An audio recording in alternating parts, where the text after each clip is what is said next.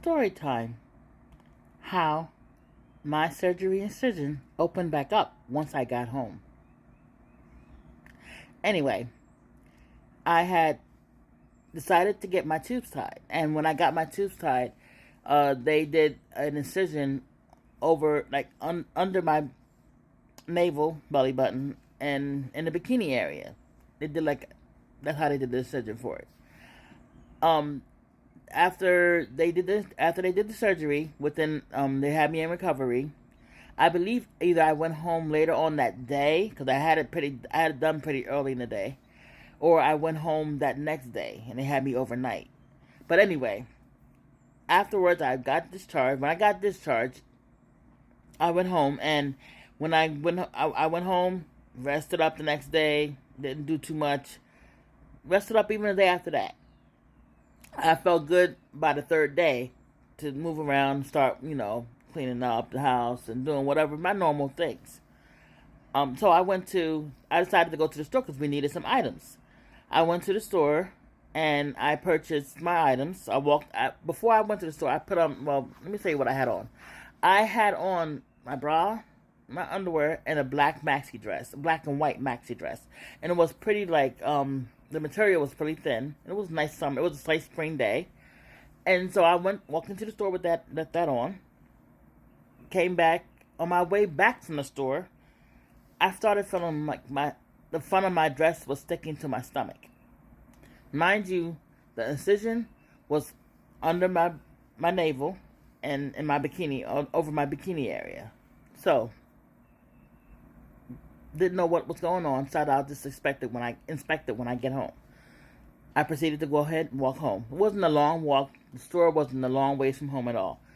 Get home, go into the bathroom, lift up my dress, look at my incisions and everything.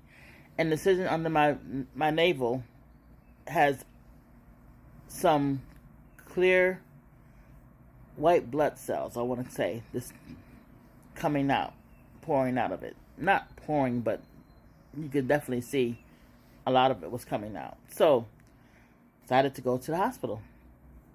Called either a friend to come get me, I believe, came and took me to the hospital. They had to examine me. The nurse took a Q-tip, type of instrument, like a Q-tip. It was wooden though, with the white cotton end, and was sobbing the area. I'm thinking I took a culture of it also, to send it to the lab and see what was going on. So, she then proceeded to give me those liquid stitches. But she said, yeah, your incision opened back up, she said.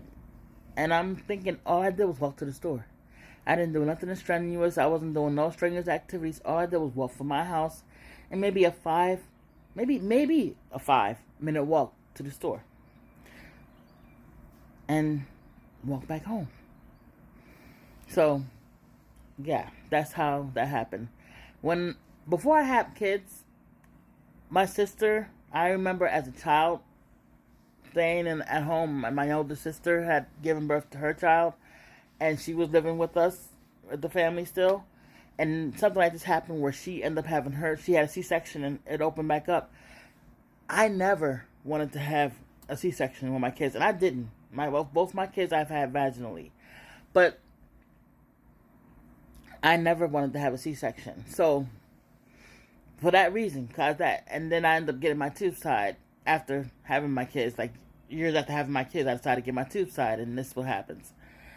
So, yeah, I did not expect it to happen. I forgot about this happened to my sister, but for some reason, yeah, so from then on, when I have surgery, I let them know, please be very mindful of stitching because it will come apart. Mine does not stay, my skin does not, for some reason, stay with the normal stitching. You have to do extra. Most surgeons that I have do that I've had surgery. I haven't had that many surgeries afterwards, but I've had a couple, but we'll talk about that later. But yeah, so that's how my surgery incision opened back up when I got home.